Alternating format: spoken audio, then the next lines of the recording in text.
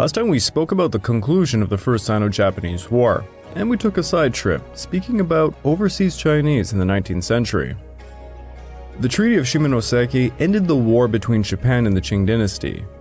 The Qing Dynasty was humiliated yet again, but so too was Japan because of the triple intervention on behalf of Germany, France, and Russia. The balance of power in the East had shifted dramatically. Such dramatic change that was seen in the 19th century led to a massive emigration within and outside of China. The wealthy and common Chinese people wanted to improve their lives, and they moved within China seeking land to farm and outside of China seeking new opportunities. Overseas Chinese were heavily influenced by the great gold rushes of the 19th century and, of course, the colossal railway projects. In many ways, it was a dark part of the histories of numerous nations. But in the end, it was also the beginning of a new international community. This episode is It's Not Always Sunny in Shandong.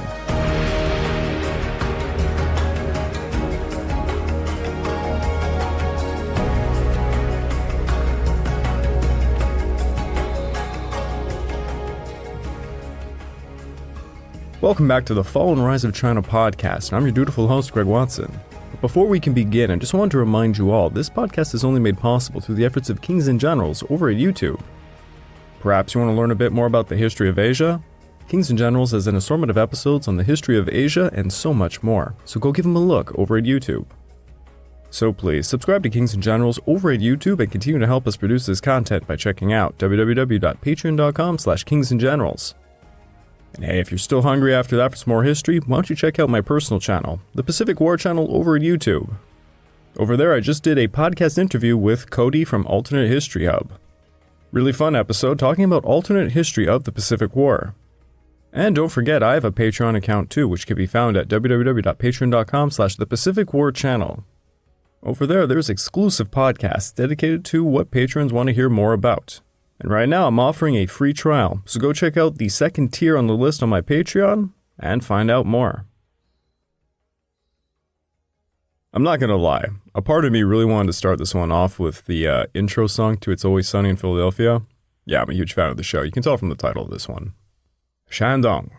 Anytime you hear about conflict in Chinese history, it always seems to originate in Shandong Province. Indeed, Shandong has been at the heart of an unbelievable number of conflicts. It just always seems to be the birthplace for trouble. But hell, it also gave us Confucius. Not gonna lie, this is going to be a bit of a bizarre episode. The purpose of this episode is to somewhat explain how certain groups emerge historically, because, well, just of a place. Shandong is unique. It's been at the heart of many events. We are soon going to be jumping into another major event in Chinese history, but to best tell how all of it comes about, I wanted to cover the origin of those responsible. The people we're going to be talking about in the future happen to come from northwest Shandong. And I think just talking about the province would make for quite a story. So let us explore Shandong and perhaps touch just a bit, like a teaser, upon a group of people that will later become known in the West as the Boxers. In the late 19th century, Shandong held an enormous population, cereal agriculture, and numerous impoverished villages. The climate of the region could go from just about freezing for winter to blazingly hot and humid for the summer months. China took its time modernizing, as we all know, so the peasants of Shandong had to rely mostly on Mother Nature for irrigation, and Mother Nature in China could be quite cruel. Floods were common, so were droughts. Shandong is quite diverse. Its eastern portion was very productive, producing grain, fruits, vegetables. Its streams carried gold dust, which was panned by locals. It was part of an ancient silk-raising region. Along the peninsula was a relative immunity to natural disasters. Landlords were more plentiful here than in Shandong's western half, and it held numerous important port cities like Qing, which today produces Qing beer, one of my favorites.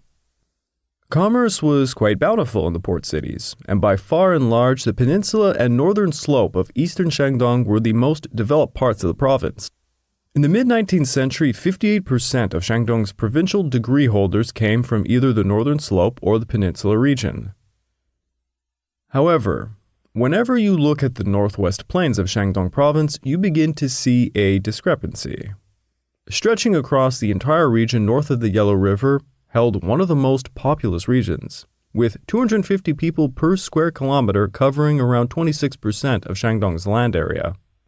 93% or so of these people were peasants, and the region was purely agricultural, but it could be described as anything but prosperous. Average yields were the lowest of any region in Shandong, reflecting the persistent problems of waterlogging and salinity of the soil. The northwest was prone to natural disasters. The Yellow River became quite problematic to this region in the 1880s. The bed of the river had risen above ground level through most of Shandong, and the floods became increasingly bad. Though quite bad, the Yellow River was not the only source of misery for northwest Shandong. Lesser streams frequently caused local floodings, and as funny as it sounds, too much water was an issue, but often it was also too little that brought upon real calamity. In 1876, a terrible drought was said to have carried off nearly 2 million people. 10 years later, famine hit again, truly making northwest Shandong a disaster area. As bad as Mother Nature could be, man could also be problematic. West of Jinan is an imperial highway that runs north and south. It passes into the province of Juzhou, then through Haotang and Quping, before crossing the Yellow River's northern course at Dong'e. This area since ancient times saw numerous invading armies cross it from the north to the south. The Mongols used it, and then the Manchu in a similar fashion, for example. It was also ripe for rebels to take up shop. As we saw, the Taiping's northern expedition in the mid-1850s brought them into Shandong Province, when they attempted to hit Beijing. But Prince Song Rinchen managed to turn away the Taiping, ironically by flooding them out. The Nian rebels likewise raided Shandong Province, first in its southwest, but then in its northwest by the late 1860s. Even the White Lotus Rebellion saw much spreading in this region.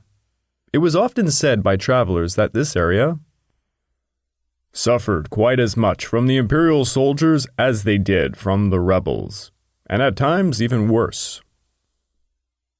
With such conditions, it was no surprise numerous rebels and bandits would emerge. Banditry was an important part of both northwest and southwest Shandong. It was prevalent especially along the southern border with Juyi province, where bands of around 8 to 13 men would often perform highway robbery. Roving bandits would prey upon innocent villages, with the prime time being winter as most of these men were not full-time bandits. Oh no, most had homes and grew crops. It was seasonal work, as they would say. One account in July of 1897 had this to say: "The season when highwaymen are especially numerous and dangerous is upon us. The Kaliang is in its prime, and being 7 or 8 feet high and very thick affords a most convenient ambush. It is unsafe to travel alone, even in daylight, over lonely roads." Now, northwest Shandong was disaster-prone, leading to barely any landlords. The region was simply not wealthy enough to support many landlords. Poverty and peasantry was the norm. It was not unheard of for entire villages to take up the road, carrying entire families of men, women, and children on just to beg for food. There was a ton of mobility, and a lot of young men would sell themselves as laborers to make ends meet. There was a constant migration of people in northwest Shandong because of the harsh conditions. All of these conditions lent the region into a certain mentality. Now, Shandong is the birthplace of both Confucius and Mencius, the very foundation of orthodoxy in China. So why do so many rebellions seem to spurt up here? Confucian tradition holds that a ruler should educate and lead people to do what is right. But Shandong has historically been seen as a stubborn place for sectarianism, especially during the Qing Dynasty. Something Qing officials took notice of was how rebellions often came about with the marriage of a sect, take for example the White Lotus, and martial arts, which we can refer to in this episode as boxing. The Ming Dynasty had set a law against heterodoxy, which the Qing simply adopted. It prescribed a penalty of strangulation for the leaders and the banishment of around 3,000 li distance for any followers. Here is a passage of said law. All teachers and shamans who call down heterodox gods, jiang xuxian, write charms, chant incantations, to make water magically efficacious, jiao shui, perform planchette or pray to sages, calling themselves Duangong, the First Lord, Cao Bao, Great Protector, or Shipo, Shamaness, and those who wildly call themselves the White Lotus Society of the Buddha Maitreya, the Mingshun sect, or the White Cloud Assembly with their heretical and heterodox techniques, or those who hide pictures of heterodox gods or patriarchs and gather in groups to burn incense, meeting at night and dispersing at dawn, pretending to do good works but actually arousing and misleading the people. Yes, it was a rather rough translation, that one. But as you can imagine, after hearing that rather unique passage, the law made it clear that incantations or charms were particularly concerning to the Qing court. Mere worship was tolerated or at least treated leniently. But what was definitely not okay was the formation of hierarchies, such as master and disciples, or the use of, let's say, magic. These actions were seen as instrumental to providing the organization needed for subversive activity, i.e., rebellions. In the early days of the Qing Dynasty, these prohibitions were pretty effective. While sectarian worship still flourished, at least no rebellions were kicking off. However, by the late 18th century, things began to change. Rebellions emerged. Now, I spoke extensively about the White Lotus Rebellion, but there were two other significant rebellions that took place around the same time. The Wangluen Rebellion of 1774 and the Eight Trigems Uprising of 1813. Both broke out in Shandong Province, and both involved significant participation from martial arts groups. More notably, both involved those known as Yihe-Chen, aka those in the West we will call boxers, in 1898. The Qing Dynasty noted the persistence of sectarianism in Shandong Province. The province was a major source of what was called meditation sects, built upon the White Lotus tradition. These meditation sects had no great halls, sutras, or views. They usually were just people prescribing certain diets. They stressed meditation and breathing exercises, sometimes with recitations of incantations, but it was all pretty simplistic stuff, groups with rituals based around certain times of the day. Both the Wangluen Rebellion and the Eight Trigems Uprising were begun by these so-called meditation sects. Wangluen was a former yamen runner who managed to get rich working as a healer in Xiaojiang County in southwest Shandong. He was the leader of a White Lotus sect in Shandong Province in the 1770s. He was a self-taught physician and a martial arts master. He taught his followers yoga, meditation, and the ability to fast for long periods of time. Honestly, you could really call these people modern-day yogis. His sect was noted for their fasting techniques and martial arts prowess. By 1774, his sect numbered several thousand. It was in this year Wangluen began spreading rumors of an impending turn of the Kalpa. In the Hindu and Buddhist faiths, Kalpa refers to a period of time between the creation and recreation of the universe. He was telling his converts that the reincarnation of Maitreya was upon them, and he was destined to become the Emperor of China. He mobilized his followers and marched upon the city of Xiaojiang on October the 3rd of 1774. With the help of some of his followers already inside the city, the rebels seized it and ransacked everything that they could. The rebels held Xiaojiang for a few days before abandoning it to attack the city of Yangkou. Yangkou was easily captured as its local garrison had just been sent to relieve Xiaojiang. From there, the rebels captured Tangyi and Luyin before marching upon the larger city of Linqing. By this point, the rebels had defeated multiple Qing forces, and rumors spread that this sect was utilizing invulnerability magic. Many officials in Linqing fled in fear because of this. For weeks, Wang Lun's forces besieged the city, but the Qing defenders led by Qing Jianhuan resisted their attacks. Wang Lun's forces soon were surrounded, and Wang Lun elected to burn himself alive rather than surrender. The Eight Trigems Rebellion was a short-lived revolt that broke out in Zhili, Henan, and of course Shandong provinces. It was kind of a sub-branch of the White Lotus, led by three notable figures. The Eight Trigems sect goes back to the late 17th century of the Qing Dynasty, founded by Liu Zhouquan, and the Liu family of Shandong maintained it for decades. It was the first folk religion to develop civil and martial work methods. This is referred to as Wen and Wu, a conceptual pair in Chinese philosophy, referring to the civil and military realms of governance. They believed in meditation techniques to overcome human limits, to reach salvation. They were organized into 8 trigems, and predicted a time of troubles, for a new kalpa was upon them, so they mobilized themselves through master and disciple relations. A major component of them was practicing martial arts. Now, like I said, during this rebellion, they had 3 leaders. The first was Lin Qing, who was described as a hustler who loved gambling, and he took some odd jobs like being a night watchman, an enforcer, and even a minor healer. Eventually, he took over a small White Lotus sect, and in 1811, he met Li Wencheng, who at this time was trying to assume leadership over a larger White Lotus sect network spanning across Henan, Zhili, and Shandong Province. Both Lin and Li were inspired by the appearance of a comet in 1811, and they believed it was a sign that they could topple the Qing Dynasty. They also met Feng Kushan, who was a martial arts master, who was not really that interested in their crazy religious stuff, but he was seen as a great leader in his own right, and he joined them as a means of recruiting more followers for his boxing groups within Henan, Zhili, and Shandong Province. In July of 1813, the main leaders of the 8 trigems met and discussed a date for a rebellion.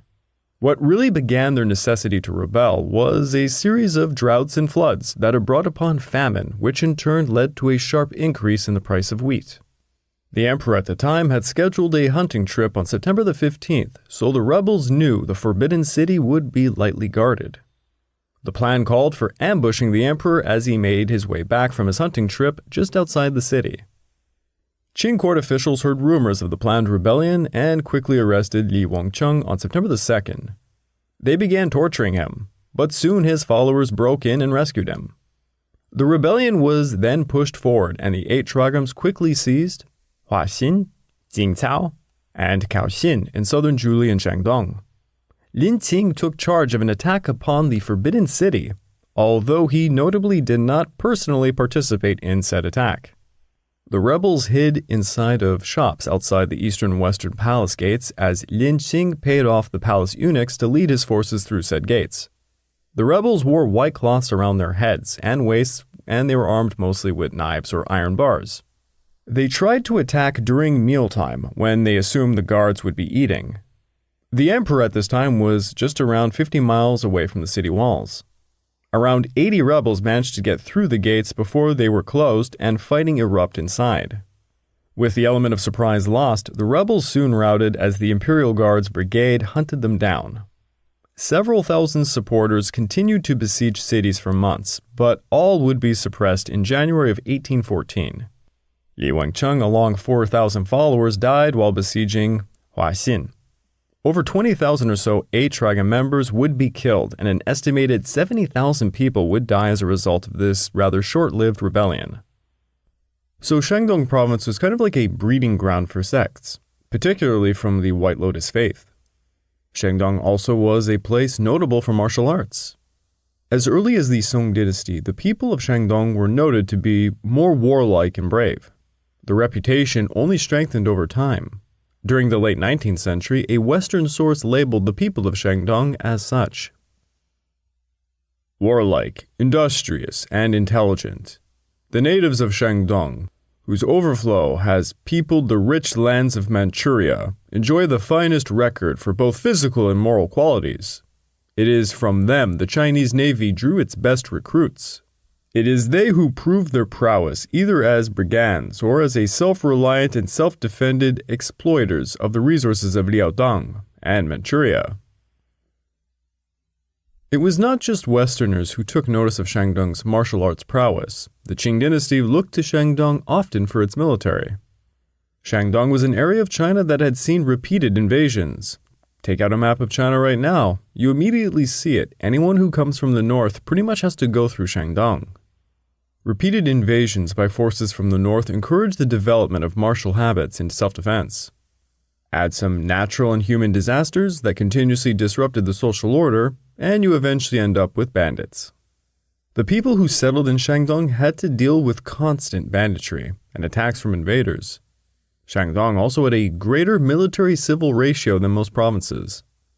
From 1851 to 1900, the northwest ratio was around 1.22 to 1, and the southwest was 2.38 to 1, while the ratio for the entire province was around 1.57 to 1. And those areas with the higher ratios just so happened to be the areas where boxers and members of the Big Sword Society emerged. We will talk more about them later. The martial arts tradition of Western Shandong spawned numerous martial arts groups. There was a popular culture which stressed military virtues, boxing, and swordsmanship. Seeing martial arts teachers displaying their prowess in the marketplaces was a very common sight. In 1899, the Zhuli magistrate, Lei Naishen, wrote a pamphlet urging the prohibition of boxers, and he wrote about certain martial arts groups along the borders of Jiangsu, Anhui, Hunan, and Shandong Province. In this area, there are many vagabonds and rowdies who draw their swords and gather crowds. They have established societies of various names: the Obedient Swords, Shun Dao Hui, Tiger Tail Whip, Hu Wei Bian, the Yihu Boxers, and the Eight Trigram Sect. They are overbearing in the villages and oppress the good people. The origin of these disturbances is gambling. They go to fairs and markets and openly set up tents where they take valuables in pawn and gather to gamble. They also conspire with yamen clerks who act as their eyes and ears. The people Lan Shen are describing are the Yihu Chuan boxers. So who exactly are these guys? These were often young men, the type who gambled, drank, performed petty crimes to get by, the thuggish types. More often than not, they were bandits involved in things like salt smuggling. As seen with Wang Luan and the Eight Trigrams rebellions, these types of young men practicing boxing were greatly sought after as followers, so sects often created civil and military-like divisions to attract them. Adding martial arts to a sect's repertoire could greatly help recruitment. Take the White Lotus sect overall. Many of its members, perhaps the majority, were historically women. Females were much less likely to take an active role in violence, so the White Lotus leaders, who were usually always looking to start a rebellion, began seeing the necessity to recruit able-bodied young men, those who knew some boxing, to get things cooking. Boxing was often used as a way of luring people into sect activities. It was also a deceptive little trick. If a sect's members was teaching youth boxing, it did not necessarily mean they were followers of his sect. It was like a foot-in-the-door process. Thus, Shandong was the breeding grounds for both sects and boxers who often intermingled. Another interesting thing that has a lot of roots in Shandong Province is a long history of invulnerability rituals. When rebels kicked up, they were, as you can imagine, met with force by the Qing authorities. Facing well-armed Qing soldiers, rebels often tried to enhance the fighting capabilities of their followers by the use of magic, specifically invulnerability magic. This goes back to ancient times, of course, but the advent of firearms from the West during the 17th century really enhanced the appearance of such magic. Several rebel groups during the Ming Dynasty would use the allegedly polluting power of women to stop gunfire from walled cities that were being besieged. Wang Luan famously used large numbers of women who would attempt summoning goddesses to prevent the approach of bullets or stop guns from firing at them. The Eight Trigrams Rebellion used a particular invulnerability technique known as Jin Chong Chao, the armor of the Golden Bell. This technique would later be famously employed by the Big Sword Society. Again, future episodes will delve into this some more. The technique was a form of kung fu that employed qigong. Qigong is a system of coordinating body posturing like movement, breathing, and meditation. Those performing it would perform breathing exercises which they claimed helped protect their bodies against blades and even bullets, as if a large bell was covering their body. Some who practiced this would chant incantations like, "A son does not tell his father, a father does not tell his son." During the mid-19th century, rebellions were tearing China apart. The Taiping, Nian, local White Lotus sects rebellions were all hitting different aspects of China simultaneously. By 1860, the Qing government was cracking down left, right, and center, increasing land taxes to support suppressing efforts. In 1861, in Qiao County, the very extreme edge of western Shandong saw rebels rise up. A majority of them were of the White Lotus. They were joined by martial artists of the Black Flag Army under the leadership of Song Jingshu, a professional boxer and swordsman who was making a living as a highway escort, something like an armed guard for wealthy nobles. Unlike the previous rebellions that had marriages between boxers and sects, these rebellions in the mid-19th century brought up a new flavor, an anti-Manchu one. The Taiping and Nian rebellions inspired a vigorous hate against the Manchu, particularly against the corrupt officials that made up their dynasty. Certainly when the Qing began to suppress the rebels, it led to a ravaging of the countryside, seeing flocks of boxers join the rebels in response. While many boxers joined such rebels, others would also join the Qing to combat them. In 1861, Song Jingshu was forced to surrender to the Qing, and he would claim he only joined the rebellion because he and his followers were facing persecution by Yamen runners. He then offered his services against the rebels, but he had one condition, that his forces would stay intact. His forces indeed fought against the Nian rebels, marching into Hunan Province. The Qing asked him and his followers to go to Shaanxi Province to fight them there, but he elected to take his men to western Shandong, where his original base was, and he just started a rebellion again.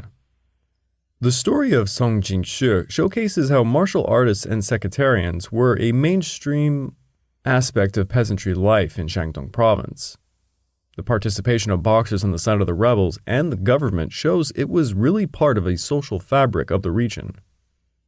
Western Shandong by the late Qing period saw greater numbers of military examination graduates. Boxing was becoming much more popular as recreation for youthful men and a means of protecting one's home.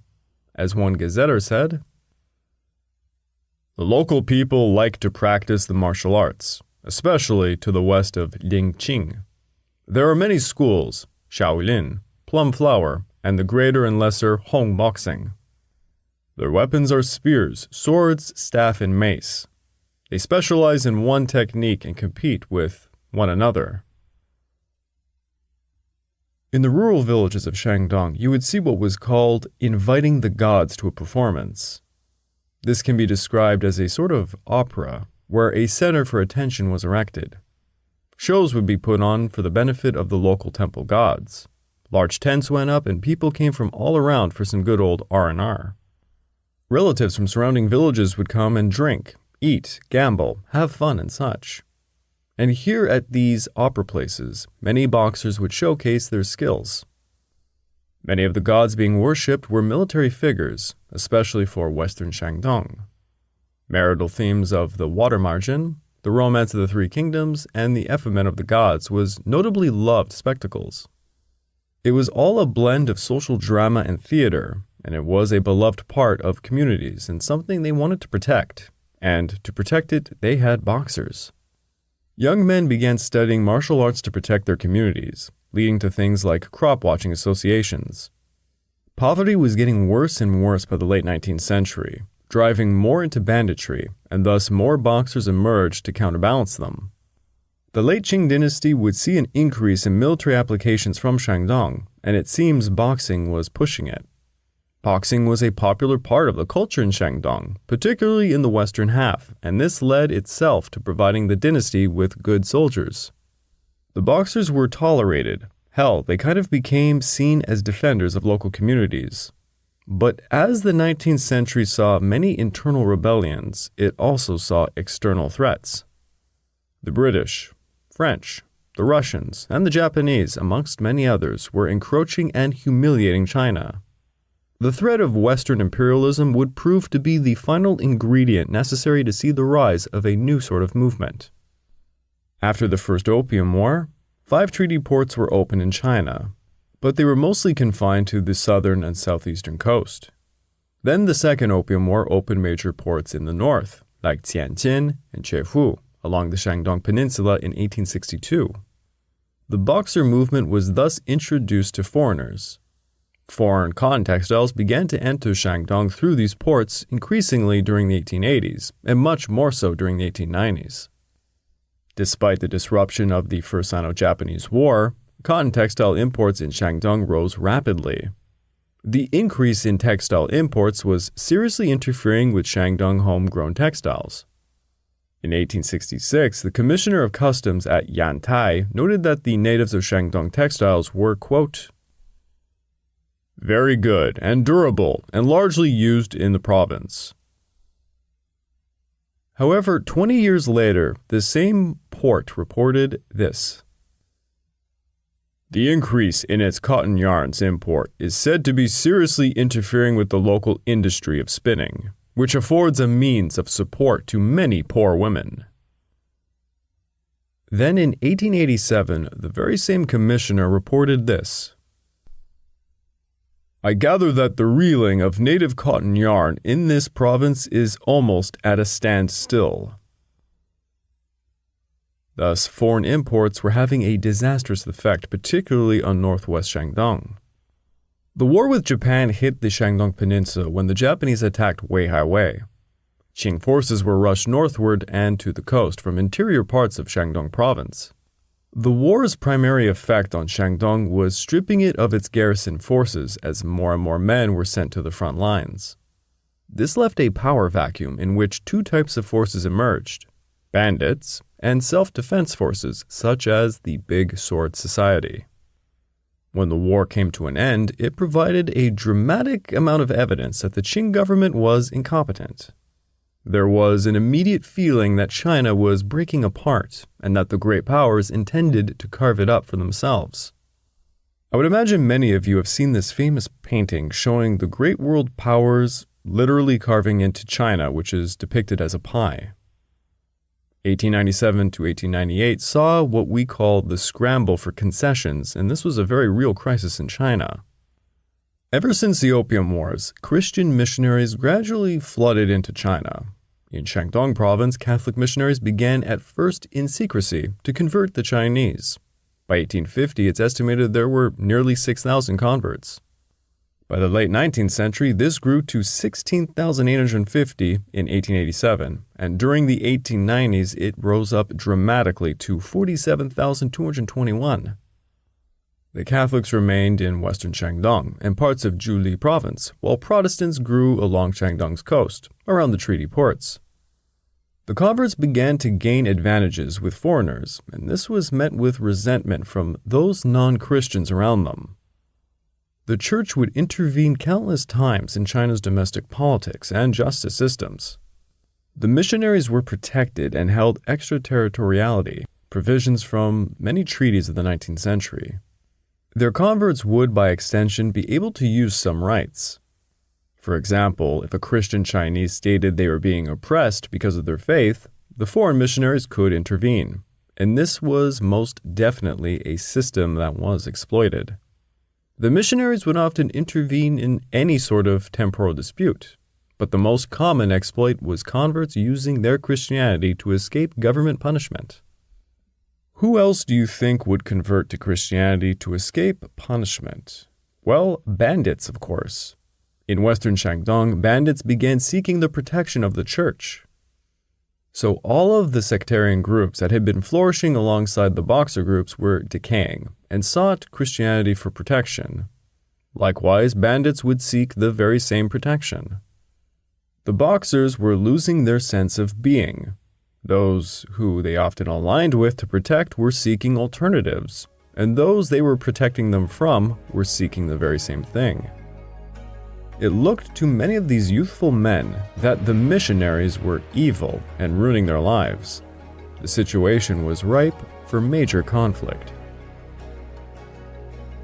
I would like to take this time to remind all of you that this podcast is only made possible through the efforts of Kings and Generals over at YouTube.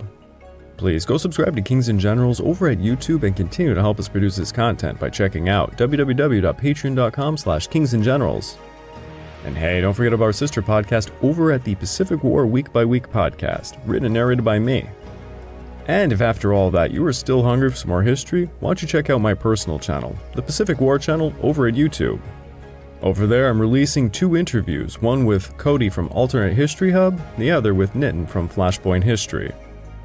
Also, just reminding you all that I do have a Patreon account myself, which can be found at www.patreon.com/thepacificwarchannel.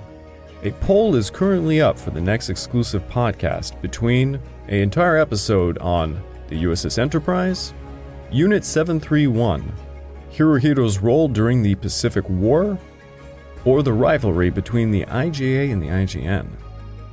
Check it out, it would mean a lot to me. Shandong, why is it always Shandong? It's sort of reminiscent of Bismarck talking about the Balkans before World War I. Shandong Province was producing youthful men who were watching their nation decay, and at some point, enough would be enough.